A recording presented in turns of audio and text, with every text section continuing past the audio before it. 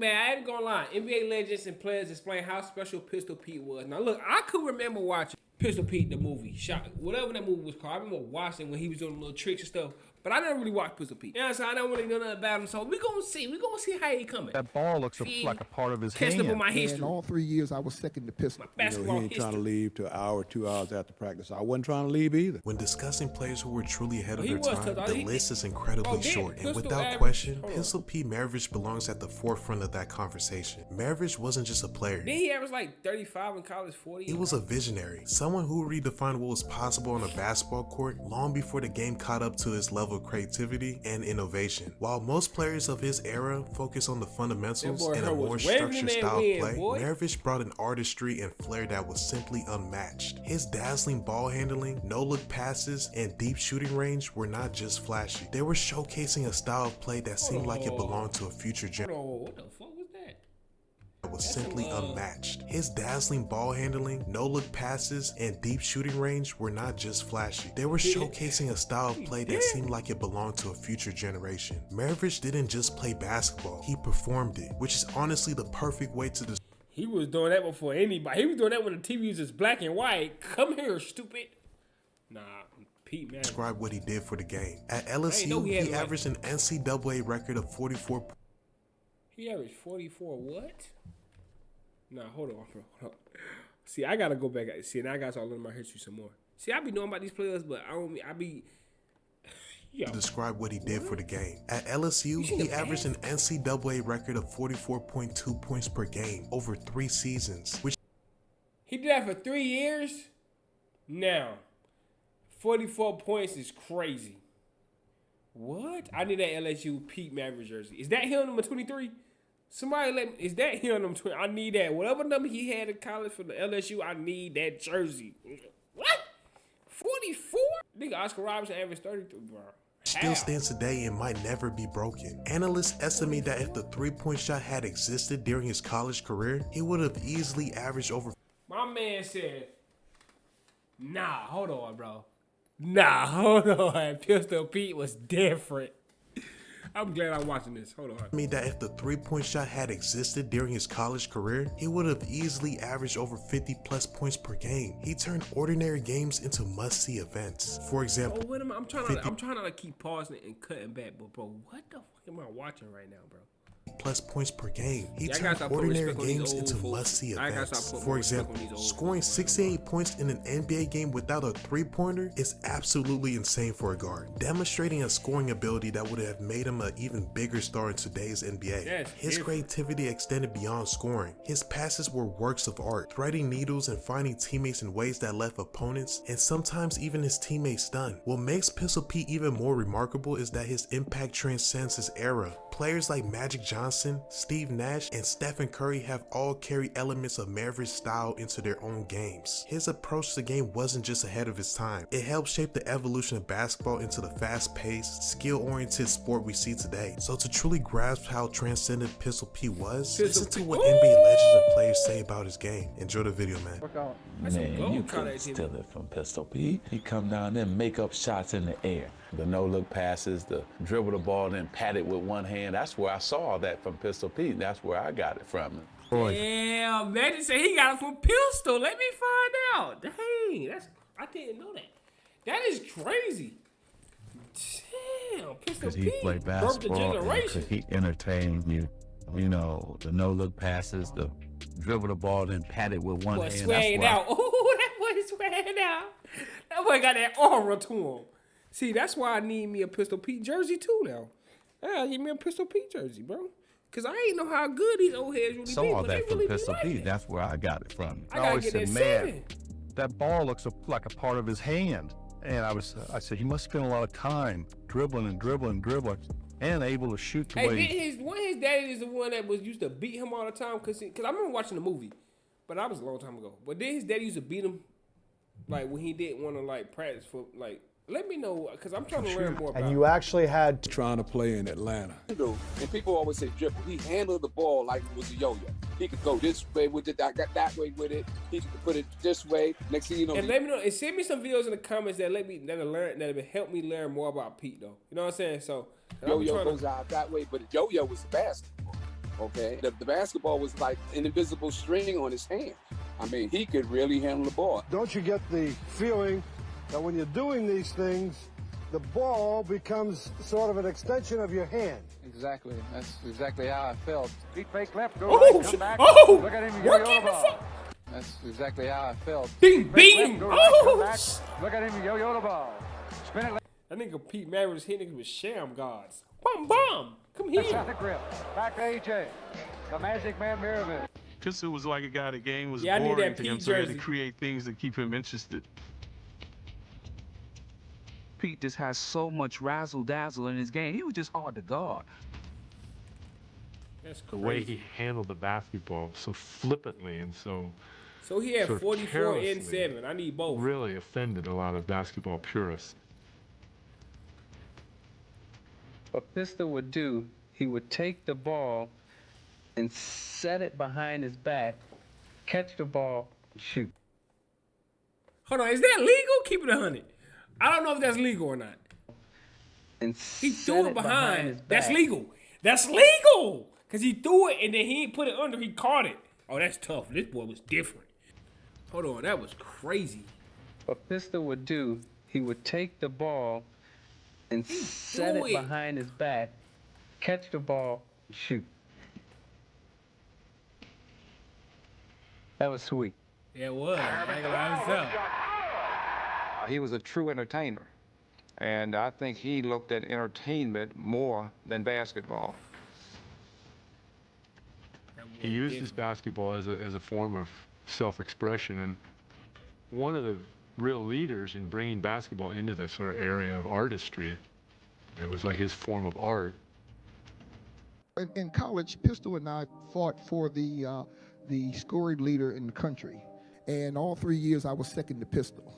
And I did a lot of things in college. I've set something like around 50 basketball records from high school, college, and pro. And I used to make excuses. The only reason Pistol scored more than me is because his dad coached him and so on and so forth, until I got to play against him. But I'm the leading scorer. I averaged over 44 points a game for a 3-year period. That's crazy. Goodness gracious. Averaging 44 points for 3. I don't give a fuck where you playing at, who you playing against. Averaging 44 as a guard with no three-pointer is crazy, bro. Hard to describe somebody that was about 6'6", 6'7", handle the ball as well or better than Hold myself. on, Pete Maravich 6'6", 6'7"? What? 6'7"?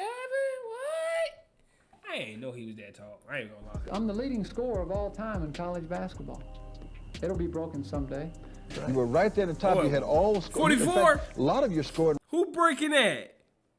God? Yeah, all right. records you set there at LSU still stand. I got a chance to play with him for the first time in the high school All-American game in Memphis. And it's tough, you trying to play your game and you're watching him. There's a basketball player that ever played this game that can score as fast as Maravich. Well, Pete was a tougher competitor in himself with his floppy socks and laissez-faire attitude, on the court, so to speak. He was a guy that could do it all. I mean, offensively, and we used to talk about it, a lot. Even talk with him because we were friends. And the things that he did, he practiced them. Nothing that he did was so much spontaneous. It was because he had done these things over and over again in practice. And he got 68 on us, as when I was with the Knicks. 68? And I used to tell Clyde and Butch Beard that he only got 6 on me. He came down on the break. He shot it. He let it go. He turned around and started running. And as the ball ripped the net, he said, he did the, he did this, and we all went like, Larry did that. Larry got that from him, and he would do stuff like that. I was like, man. And he had Larry Bird learning some shit from. Okay. How good is that guy? He shoots Well, the not ball. learning some shit, but you know what I'm saying. Take Turns some around and he runs it as he's ripping the net. He just does that. Then we play horse. And he had some shots where he jumped out of bounds. He had shots I never thought of ever shooting shots. A lot of amazing things with the basketball. He was really a showman. I mean, Pete would go out there, put on a show. I mean, that's what he wanted to do. That's how he looked at himself, as a showman. My reaction was, thank God for Pete Maravich. Over the 6 years that I was in the NBA, they told all of us that if you were 6'5" and under, you can't make any money. So at the time, Bill Russell and Wilt Chamberlain was the only two guys that were making money. When Pete came in, he changed the whole pay structure. Pete Maravich.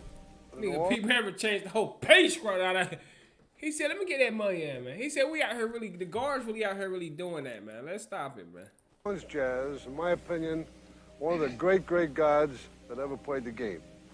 So many things he's done from the time he was a little bitty one to make basketball not only his life, but a part of his hands. Now, you see I'm still mad about them little ass shorts they got on, gang.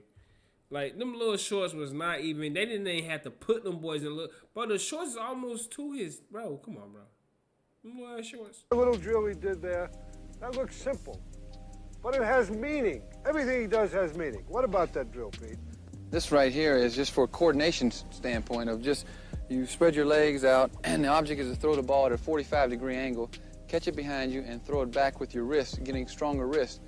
This just develops the coordination part of it and leads up to a more dramatic part of a drill, which I call the bullet ricochet. Yeah, but you told me don't bend your knees, right? You don't want to bend your knees. You'll ever get hurt. Because if you do, you open up a pocket under there, and you might end up where you don't want to end up. All right, let's see you do it. Okay, this is coordination.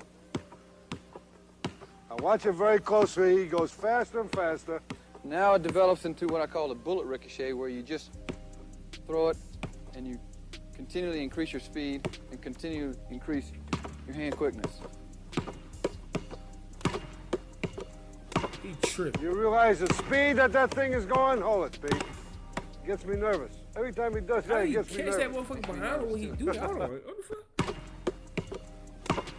You realize the speed that thing is going? Hold it, Pete. Gets me nervous. He was Every time he does that, it gets me nervous. Makes me nervous too. I need some Pete backstory. I gotta watch the Pete backstory because, bro. I can remember when Pete got traded from Atlanta, where he started his career, over to New Orleans when the team went down there in his expansion team, and they had never won a game. They were 0-14, and they were the worst team in the league. And Otto Moore was the center, and they couldn't do anything. But Pete was just lighting them up. And the Portland Trailblazers, we go in there. We had a team, and it was not the championship team, but we had a good enough team, and we were pounding them early, way up at halftime, and Pete in the second half just takes over, and he goes absolutely wild. He's playing 1 against 5, and he's up and down the court, shooting jumpers, hooks, full court behind the back passes through guys' legs. He's just everything. And at the very last play of the game, we're up 1, and Pete dribbles up. 4 of our guys go chase him because they know he's not going to pass it, and he's falling out of bounds, and he shoots it as he's tumbling over the row of fans in the corner. Literally. And I am standing underneath the basket waiting for the last rebound of the game. We're going to win the game, and they're not going to win a game ever, the New Orleans Jazz. And the ball swishes perfectly through the net. He's unbelievable. And he reminds me a lot, if you can compare him to anybody, to Steve Nash today, although Pete was much bigger. Pete was 6'5", and much more athletic in terms of the jumping ability until he tore his knee up. I mean, that really changed everything. Having the kind of career he had in college and bringing that same game and style in the pros, really make people, or I would say the people that didn't really get a chance to see him, really miss something. We lost him too early. Because I think his accomplishment to the game of basketball, man, and how he played it and how he loved it and how he can do things with that basketball that most couldn't. Leonard, Gervin. We're going to remember it for a long time. Now Maravich brings it up behind the back. How do you do? A little showtime there. You're looking at Pistol Pete Maravich, in my opinion, the greatest playmaker playing today. NCAA scoring champion at LSU, twice an NBA scoring champion. I met Pete when he was maybe a sophomore in high school. I met him at Dolph Shays' camp up in New York. And his father, that Press 44, Maravich, I think it's the 44 I got to get. was a guest speaker. And he brought his son, he couldn't have been more than 13, 14 years old. But the skills that he had as a basketball player, even at that young age, were unbelievable. You knew that he was going to be a great player.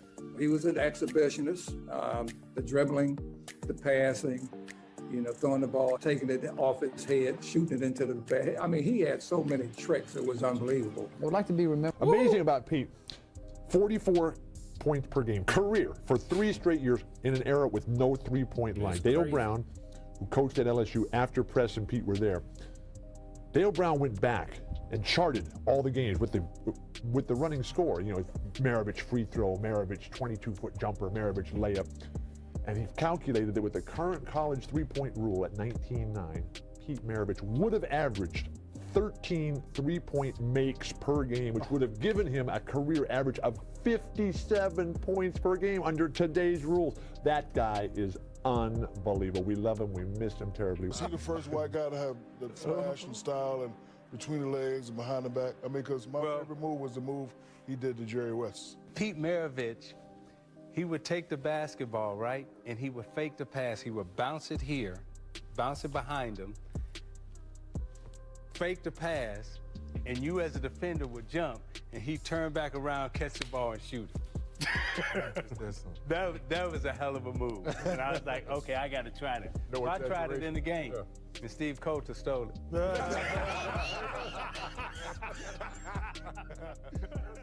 So guys, I hope you enjoyed the video, and tell me, what was your favorite Pistol Pete story? I ain't gonna lie, we gotta watch more Pistol Pete. I gotta learn more about Pistol Pete, bro, cause like, bro, he was different. I didn't know people would look at him like this, bro. I know he was different. I know he had more. I knew he averaged a lot of points in college, but I ain't know a lot of people looked at him like this, bro. Like, he is really the creator, like the godfather of this, bro. So look, man, like, comment, subscribe, bro. Y'all want to see more Pete on this channel? Let me know in the comments, and I got y'all no cap.